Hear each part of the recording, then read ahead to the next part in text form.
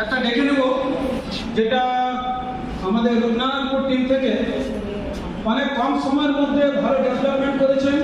কোম্পানির stock point নিয়ে উনি কাজও করছেন, কিন্তু উনি একটা সিম্পলি হাউস ওয়াইফ ছিলেন, কিন্তু ওই হাউস ওয়াইফ থেকে এখন বিজনেস লেডি কেবল হয়ে গেছেন, যার নাম হচ্ছে রূপনারায়ণ পত্রিকা স্যার শিবানী ম্যাডাম।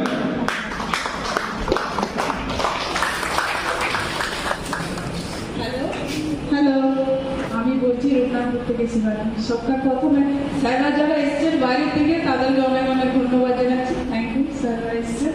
আর জানাচ্ছি যে বাইরে গেছিলাম, খুব ভালো লাগলো। কেভা কোম্পানি থেকে ফিরে এলাম, তারপরে এখানে একটাই বলবো যে কেভা করে আমি যে হাউস ওয়াইফ ছিলাম, এখানে একটা বিজনেসের মাধ্যমে ঘোরাঘুরি, তারপরে বিজনেসের সব কিছু জানার মধ্যে ওষুধ প্রোডাক্ট যে চালাচ্ছি আমি স্টক পয়েন্টে, এগুলোর মধ্যে খুব অভিজ্ঞতা জানা হলো।